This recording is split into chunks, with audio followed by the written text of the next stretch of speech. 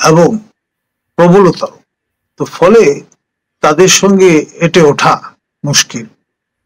এখন যেহেতু প্রকাশ্য রাজনীতি তারা করেন, সেজন্যই তাদের কাছে মনে হয়েছে কিছুটা ছাড় দিয়ে হলেও যদি সিন্দাবাদের দত্ত কাঁধ থেকে নামানো যায়।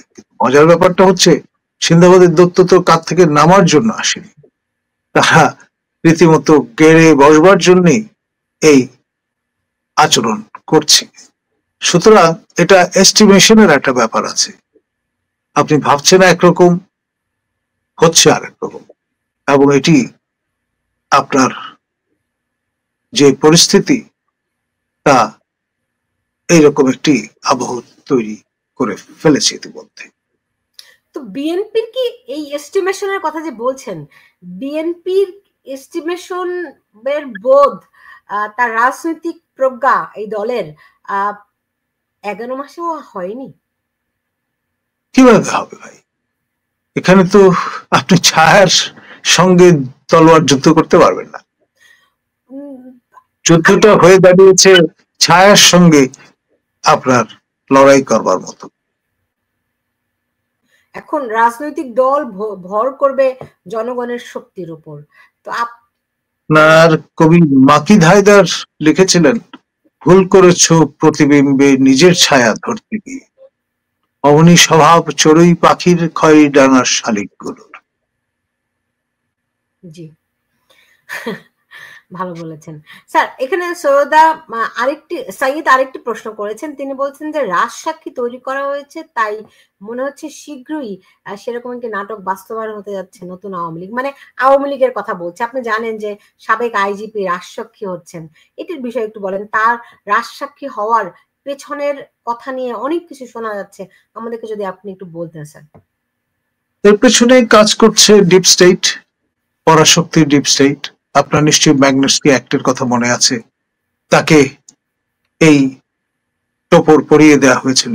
আর টোপরটা এত ভয়ঙ্কর যে তিনি, তার পরিবার পরিজন, আত্মীয় স্বজন, বন্ধু বান্ধব বা তাদের সঙ্গে যারা ইন্টারাক্ট করবেন সবাই কিন্তু এর আওতায় চলে আসবে। ফলে আপনার এই বিভীষিকা রীতিমতো তাড়া করে ফিরছে। এই ভদ্রলোককে আমি দীর্ঘদিন ধরে চিনি ব্যক্তিগতভাবে। তিনি যখন এসছেন কমিশনার, সেই সময় থেকে চিনি। মাঠে ঘাটে নির্বাচন পর্যবেক্ষণ করতে গিয়ে তাকে সব সময় পেয়েছি। এবং ভদ্রলোক নন কমিটাল একজন মানুষ। আপনার রাজনৈতিক যে আনুগত্য সেটি কখনোই তার মধ্যে আমি দেখিনি। ফলে আপনার চাকরি করছেন, মাসের শেষে পেচেক নিয়ে বাড়ি যাচ্ছেন, এই ঘরানার একজন মানুষ। সেই লোক এরকম অবস্থায় পড়ে এখন ওষ্ঠাগত প্রাণ। তার পরিবারের পক্ষ থেকে বলা হয়েছে যে যে কথাটি বলা হচ্ছে তারা সেটি ওন করেন না, অর্থাৎ নৈতিক সমর্থন কোন অবস্থায় তারা দিচ্ছেন না তাকে এই ভূমিকা পালন করতে। ফলে যে কোনো মূল্যে দ্রুততম সময়ের মধ্যে বিচার কার্য সম্পন্ন করে রায় না দিলে তাদের স্কিম তো বাস্তবায়ন করা যাবে না। সুতরাং যে কোনো মূল্যে আপনার এটি নিশ্চিত করার তাগিদ থেকে এ ধরনের ঘোষণাটি দেয়া হয়েছে। আপনি নিশ্চয়ই শুনেছেন হাসানুল হক ইনু মহোদয়ের সেই ভয়েস নিয়েও কারিগরি করবার চেষ্টা চলছে। সুতরাং যত রকমের গিমিক আছে সবই কিন্তু প্রত্যক্ষ করতে হবে ইউনূসের হুকুমতে, এটা নিশ্চয়তা দিয়ে পাবে। আমার এখানে একজন অতিথি আসেন, বীর মুক্তিযোদ্ধা তাজুল ইমাম। তিনি বলছিলেন, তিনি একটা ছবিও এঁকেছেন এটি, যে এই যে যা কিছু বাংলাদেশে ঘটছে এটা একটা ছকে ঘটছে, এবং এটা একটা যে ষড়যন্ত্র, একটা সাপ, তিনি এটা একটা সাপ হিসেবে আখ্যায়িত করেছেন, যার অনেকগুলো মাথা। কোন মাথাটা কোন দিক থেকে এসে দংশন করছে আপনি বুঝতে পারবেন না, মনে হবে ভিন্ন ভিন্ন, কিন্তু আসলে একটাই সাপ। এটি তিনি খুব দারুণ ভাবে একটা পেইন্টিং করেছেন, ব্যাখ্যাও করেছেন এটি। আজকে এই যে একজন মন্তব্য করেছেন এখানে অলরেডি, সেটি হচ্ছে তিনি বলছেন যে এখন এনসিপি বিএনপি কে নাই করে দেবে। আফটার অল প্রফেসর ইউনূসের সেই স্বপ্নের বাস্তবায়ন করবার গুরু দায়িত্ব তাদের ঘাড়ে, এবং প্রফেসর ইউনূস সময় নিতে ভালোবাসেন, কিন্তু যখন অ্যাপ্রোপ্রিয়েট সময়টা চলে আসে তখন কিন্তু তিনি আর থির থাকেন না। দংশন না করে এই সাপের কোনো উপায় থাকে না। রাইট। তো ডক্টর ইউনূসের সামনে কোনো পথ খোলা নেই। এখানে একজন মন্তব্য করেছেন, 5ই আগস্টের আগে যদি কোনো ঘটনার জন্য শেখ হাসিনা দায়ী হয়ে থাকেন, তাহলে 5ই আগস্টের পরে কেন এই সরকার দায়ী থাকবে না? আন্তর্জাতিক খ্যাতিসম্পন্ন ব্যক্তি কেন দায়ী থাকবে না? দেখুন, আপনার পাপ বাপ কেউ ছাড়ে না। প্রফেসর ইউনূস একের পর এক যে কাণ্ডগুলো তার নাম দিয়ে ঘটানো হয়েছে, এর দায়িত্ব তাকে নিতেই হবে। সুতরাং আপনার এখন আর এসব চিন্তা করে লাভ কি? আর এখান থেকে হঠাৎ করে সরে যাওয়ার কোন রকমের নাটক করেও কিন্তু তিনি নিস্তার পাবেন না। তার শরীরের সর্বত্র অবয়বের সবখানে আপনার ছোপ ছোপ রক্ত লেগে আছে। সুতরাং এই যে মার্ডারাস চেহারাটা, সেটি তিনি লুকোবেন কি করে? তিনি শান্তিতে নোবেল পেয়েছেন অশান্তি করবার জন্য। আপনার শান্তি প্রতিষ্ঠা করার ক্ষেত্রে তার ন্যূনতম কোথাও কোনো অবদান আছে কিনা এটা কেউ দেখাতে পারবেন না। এটি একটা রাজনৈতিক বিবেচনায় প্রদত্ত নমিনেশন, এবং সেটি তাকে আর্থিকভাবে বেনিফিটেড করেছে, তাকে একটা স্ট্রাচার প্রদান করেছে, তাকে গ্লোব ট্রটারে পরিণত করেছে, এবং এই নোবেল ভাঙিয়ে তিনি, এটা তার ব্যবসার চালান বলতে পারেন, এটা ভাঙিয়ে তিনি চলছেন। ওয়াকিবহাল মহলের মতে দুবার তাকে সরিয়ে দেবার চেষ্টা হয়েছে। এখন এই পরিস্থিতিতে তার পক্ষে যতটুকু রেস্ট্রেইন দেখানো সম্ভব তাই তিনি দেখাচ্ছেন। স্যার, এই যে আরেকটি বিষয় শেখ শিপন বলেছেন, এটা নিয়ে আমি আজকেও একটু আলোচনা করেছিলাম। 15 বছর কেন, আমরা কি কোনোদিনও দেখেছি কোন মসজিদের ইমামকে কুপানো হয়েছে? এখন ধরুন, যিনি নেতৃত্ব দিচ্ছেন তার বিশ্বাসের জায়গাটা নিয়ে তো জাতীয় আলোচনা ইতিমধ্যে আমরা প্রত্যক্ষ করেছি।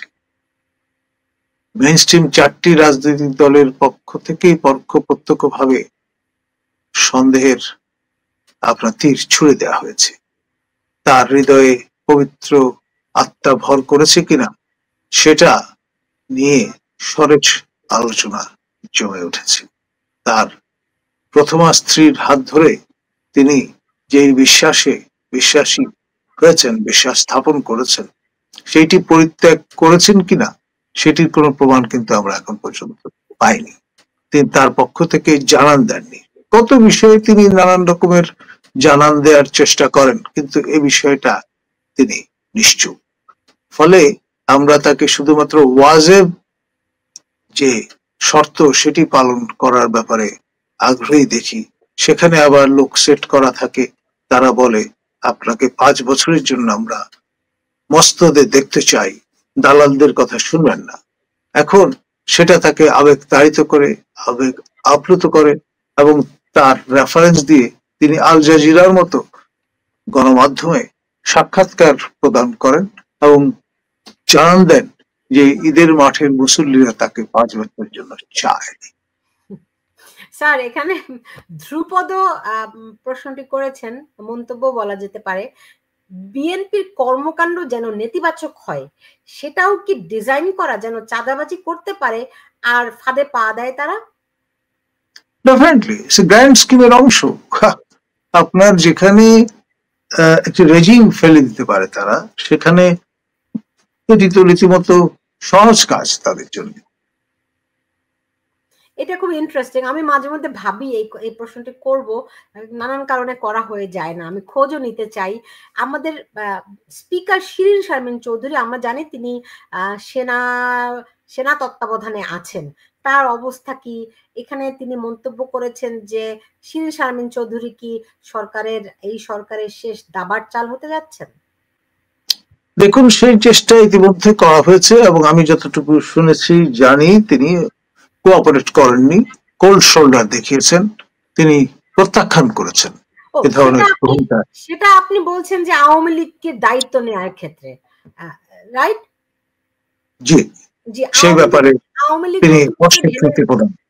আওয়ামী লীগকে নতুন করে সাজানোর জন্য, মানে মাইনাস শেখ হাসিনা করার জন্য তারা শিরিন শারমিন চৌধুরী, ওদিকে আইভি রহমান নাকি নারায়ণগঞ্জের কি নাম, সেলিনা হায়াত রাইট, এবং সাবেক রাষ্ট্রপতি আব্দুল হামিদকে, এই তিনজনকে নিয়ে, সাবের হোসেন চৌধুরী, এই চারজনকে নিয়ে অনেক কথাবার্তা হয়েছে, কিন্তু তারা কেউই রাজি হননি। এমনকি আমি স্যার জানি তৃণমূলের সঙ্গে আমার, আওয়ামী লীগের তৃণমূলের অনেকের সঙ্গে আমার কথা হয়েছে, তারাও শেখ হাসিনা ছাড়া আর কাউকে গ্রহণ করতে রাজি নয়।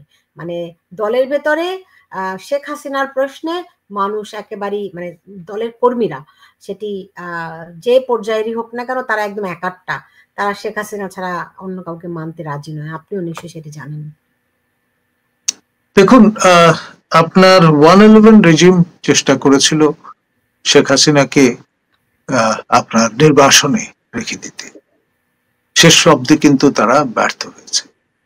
খালেদা জিয়া তো দেশান্তর হতে চাননি টু স্টার্ট উইথ, ফলে এই দুই নেত্রীর কারণে 111 রেজিম ফেল করে গিয়েছিল।